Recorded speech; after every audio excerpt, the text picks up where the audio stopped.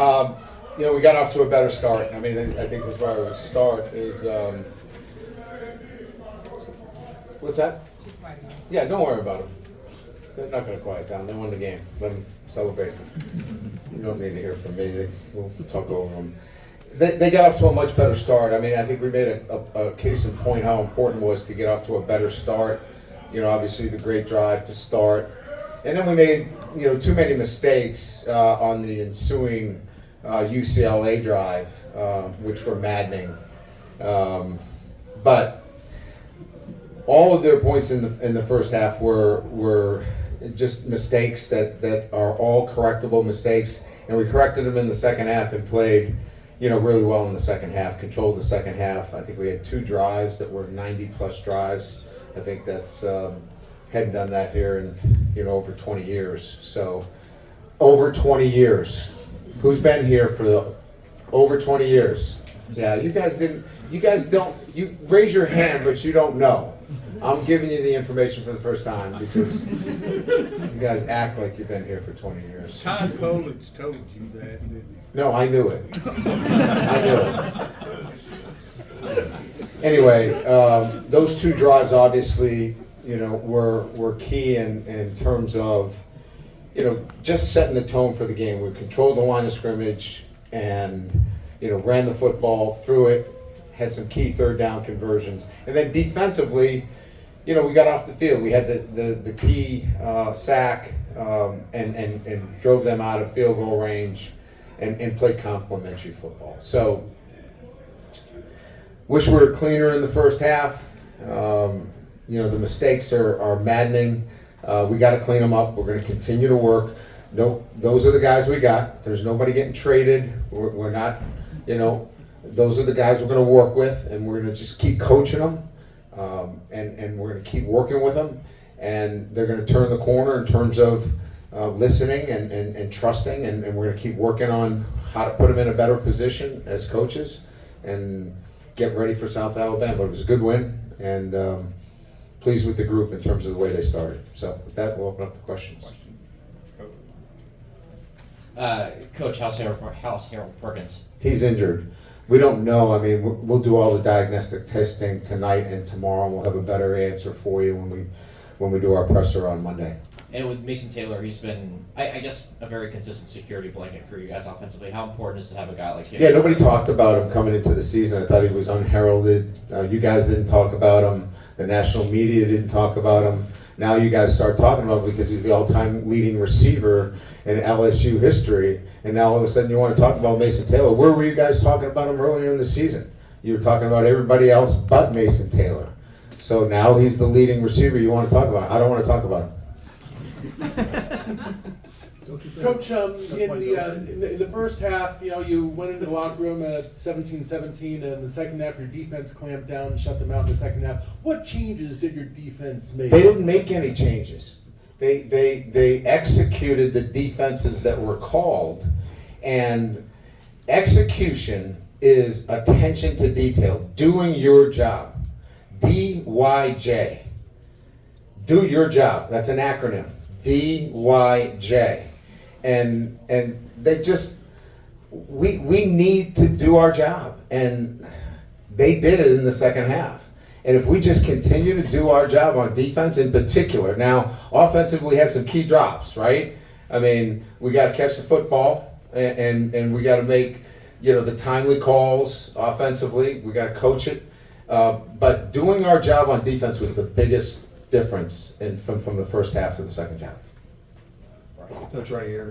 You talk about Savion Jones and Braden Swinson. I know the front seven played well throughout the game, but what do those guys give you, and how has Coach Peoples just really unlocked their pass rush moves? Well, I think that a lot of credit should go to Coach Peoples and his ability to teach the technique necessary for 2 different kinds of players. Swinson's 238, 240 pounds if he eats and takes all his supplements like he's supposed to each week, which sometimes doesn't happen, but we stay on him to make sure he does that. He'll be in here in a little bit, and he can comment on that, to ask him about him taking his supplements and making sure that he eats all the time. But my point being is that's a guy who's a lot lighter, and then you have a 275-pound defensive end. They are clearly different players. And he's been able to take two different players with different skill sets and give them the ability to pass rush and using different techniques. I think he's done a terrific job. And both those guys have too, let's face it. It takes two to tango. Both those guys have really worked their craft and have been extremely coachable. And we're starting to see those efforts come to fruition. Coach, apparently there were a number of fans who needed medical attention, and that side of the stadium is tough for those fans with the sun and everything. Do you have any thoughts on day games in September here in the South?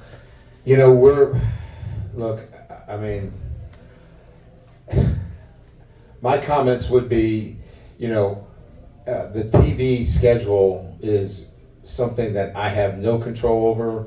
I'm sure our administration gets a chance to weigh in. We would prefer, later games, but we're beholden to what the national audience is. That's the best I can do. I feel bad. I hope everybody is okay. I did see visually that there weren't many people in the stands over there because the sun is obviously pounding on them. I don't know what the plans are. I know Kelly's in is here. She probably can give you a little bit more information on the retractable roof that we're talking about. Maybe not. She can field questions about that later. No, I'm kidding. There's no retractable roof. But yours is a serious matter, and I get it. But I really don't have much say on that in terms of the games.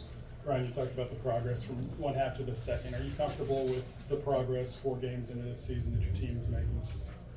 Yeah, we've played 3 out of 4 teams that are Power 4, Power 4, Power 5, conferences, however you want to put it. I don't want to disrespect any of the conferences, but, it's been a process for us, in terms of, I think we found our stride in terms of what we want to do offensively. I think we saw that today. We did some really good things defensively. The difference is we're pressuring, we're getting turnovers, we're doing some really good things defensively, and then it's just maddening some of the silly mistakes that we're making on defense that just have to go away as we get, we're going to get a really good South Alabama team in there. Major Applewhite's originally from this area. He's going to have that football team raring to go. And, we saw how hard Nicholls State played. South Alabama has got a lot of talent. They got some young players that are really good. We got to be ready for that football team. And then we get into, the meat of the schedule. So, we've made some improvements, but we got a ways to go. So continuing to develop our football team so we do the little things the right way. There's enough talent out here to contend for an SEC championship. We got to clean up the little mistakes. Already talked about finding something offensively. It seems like a lot of that's scary, especially on those 2 really long drives. Did he show you anything else, or there was really just that the recipe for y'all offensively moving forward, kind of putting the ball in his hand? Well, it certainly is. The quarterback is this, the straw that stirs every drink in college football in terms of, anybody that you're talking about that is an outstanding football program, you're going to start talking about the quarterback first. You're not talking about him last. So Garrett Nussmeier is that guy for us. But he has a supporting cast. I think he has a really good offensive line. I think they keep him clean. I think they keep him protected. I think they allow him to do his job. He certainly has areas to grow. I think we've got to get better in the run game recognition. I think that our receivers are showing some signs. Chris was a game time decision that we didn't play him because we didn't see that he added enough to what we wanted to do. We thought that we could get it from other areas. And so, there's another guy that we expect back maybe next week, full go, where we can get another vertical threat, those weapons. And then, again, you're seeing, the backs all running better, and Caden Durham obviously catching the ball out of the backfield and with his speed, breaking away and making a big play. So he's got the weapons necessary, but he is the guy that makes it happen, absolutely. Aaron Anderson got involved early Yeah. in this game. Just your thoughts on his performance today. He's been consistent for us, consistent ball catcher, a guy that's been one that I think has made steady improvement. He had a bad lock up with his back on Wednesday where he couldn't practice at all. And really proud of the way he fought through it, practiced a little bit on Thursday, and then just did all the right things to get himself in the right mindset to play here on Saturday. So really proud of Aaron's development, both on and off the field, where he can come in and overcome, a back that kind of locked up on him and come up and make an impact on Saturday. Got time for a couple more? Corey? Brian, if Harold isn't able to go next week or potentially even longer, Uh-huh. how do you guys help the guys around him not allow that to be something that really factors into how they play? Obviously, with him being a big piece, a leader on that side of the ball, how do you not allow that to get them down? Yeah, we've got great leaders with Greg Penn. We hope he's okay, but we've got Greg Penn. We've got Whit Weeks. West will be back next week, which he's played really good football for us. So we can still stay in our Buffalo package. We can go back into our dime package, dropping Major down. So we've got a lot of options there. We hope he's okay. We hope he's back for us. But we'll be able to move into other packages that resemble what we've been doing. Last one in the back. Yeah, you guys have improved your run game a lot since the beginning of the season. Can Well, tell- thank you. I think you're the only one that realizes that, other than the 800 million people that want us to run it better, but thank you. Can you just talk to me a little bit about what's changed for you guys in that aspect? I just think opportunity, and I think our backs are seeing it better. Part of the running game is the comfortability of those backs to really see holes and make some people miss. And again, that's not a veteran group, other than Josh. Those are young players that are, gradually coming into their own.